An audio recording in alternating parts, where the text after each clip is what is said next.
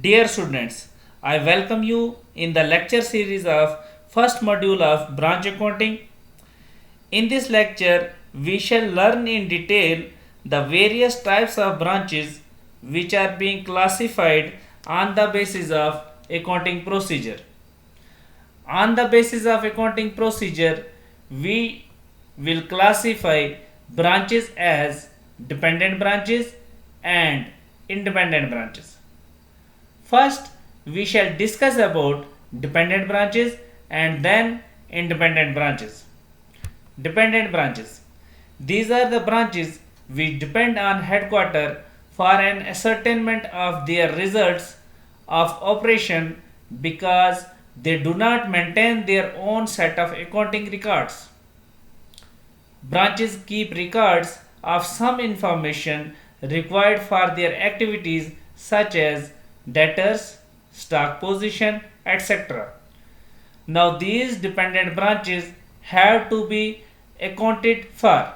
So the headquarters may follow any of the following system to know the results of branches. First, debtor system, stock and debtor system. Third one, final account system. Fourth one, wholesale branch system. So basically these four accounting system is followed to the accounting of dependent branch. As mentioned earlier, the dependent branches of those branches which do not maintain their own accounting record but they furnish certain relevant information to the head office so that in the books of head office proper accounting of transaction of the branches can be done. To extract the relevant information, we have to prepare certain memorandum accounts.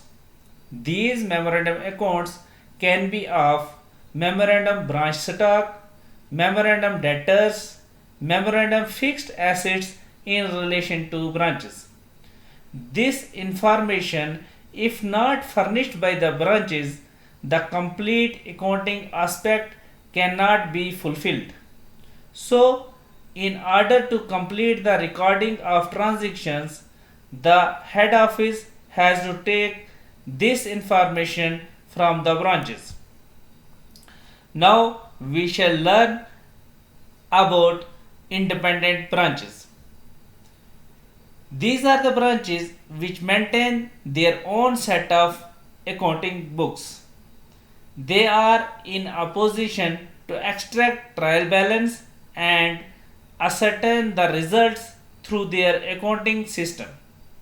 So we can say that the accounting sets are being prepared by independent branch at their own level. So for those branches which are independent, they will prepare trial balance. So independence would be in relation to preparation of books of accounts only and not of the operations.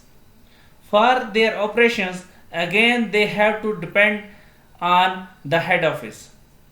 So we can say that independence or autonomy is only with regard to maintenance of accounting system but not for their operation under independent branch. Trial balance of branch in the books of head office at the end of the accounting is to be incorporated. Since we know that independent branch will prepare its own accounts, so there will be a trial balance at their own end. So when we finalize the accounts of head office, we need to incorporate the trial balance of the branch. Thank you.